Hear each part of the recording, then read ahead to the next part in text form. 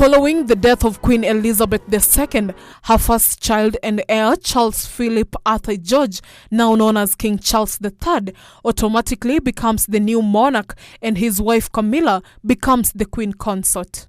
King Charles III is expected to go through a number of traditional steps before he is finally crowned king.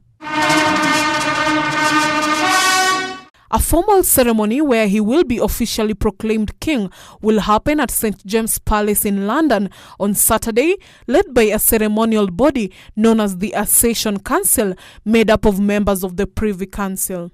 He will thereafter attend a second meeting by the Accession Council, where he will be publicly proclaimed as the new king by Garter King of Arms, an official of the St. James's Palace. King Charles III has now become the head of the Commonwealth, which is an association of 56 independent countries, 14 of which he is the head of state. His mother, Queen Elizabeth II, is the longest-serving monarch in the United Kingdom after reigning for 70 years. The Queen came to the throne in 1952 following the death of her father, King George VI. Queen Elizabeth passed on Thursday at Balmoral in Scotland, surrounded by family.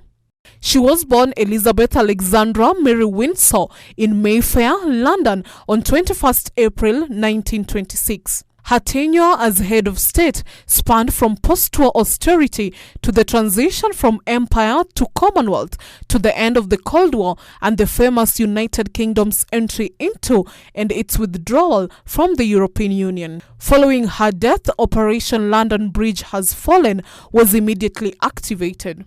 This is a term used to communicate with members of the parliament, particularly the Prime Minister, the passing of a monarch until a formal announcement has been made. The Prime Minister, in this case Liz Truss, was the first official from the government to speak.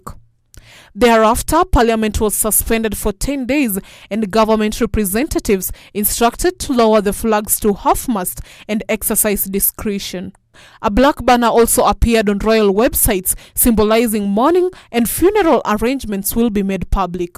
Because the Queen died in Scotland, her coffin will first lie in repose at Holyrood Palace, then a service of reception at St. Giles Cathedral in Edinburgh will be held.